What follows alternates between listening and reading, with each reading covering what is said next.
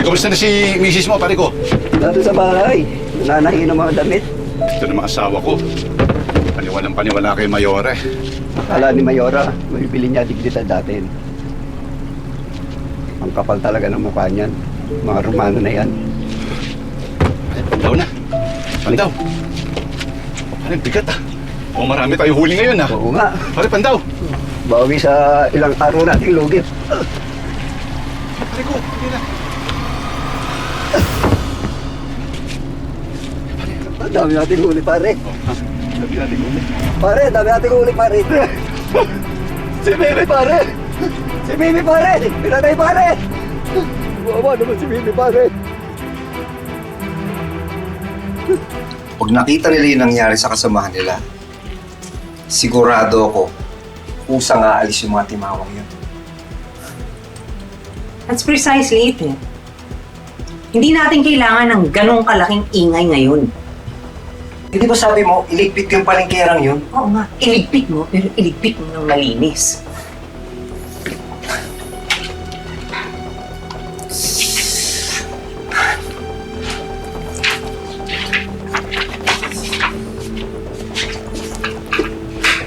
Ito na mainis, ate.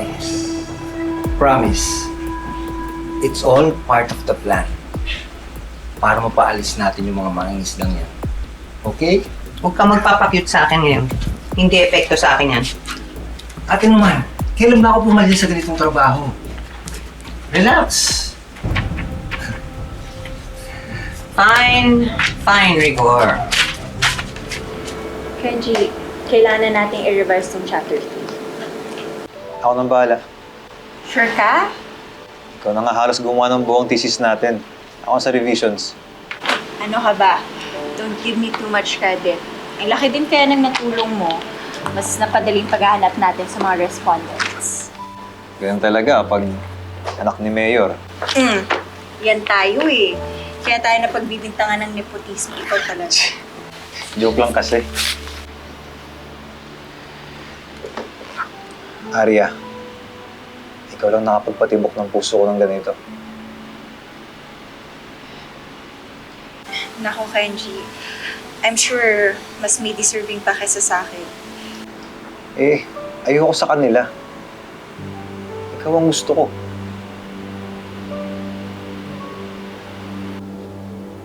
Narinig mo ba ako, Arya? Magkasama tayo, pinaramdam mo sa akin na hindi ako isang Romano na anak ng Mayor. Tinuring mo akong... ako. Normal. Isang tao tulad mo. Nakakasawa na yung mga tao lagi sumisip-sip. Pero ikaw, genuine ka. Totoo. Kaya ikaw ang gusto ko. Kenji, mauna na.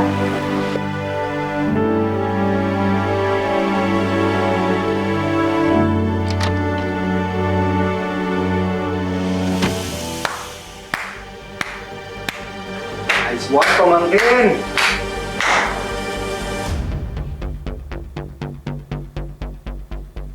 Hindi ka pala sa Morena. Tito, huwag mong bapasasin yung bisita ko. Tapang ka na? Kaya mo na ba ako?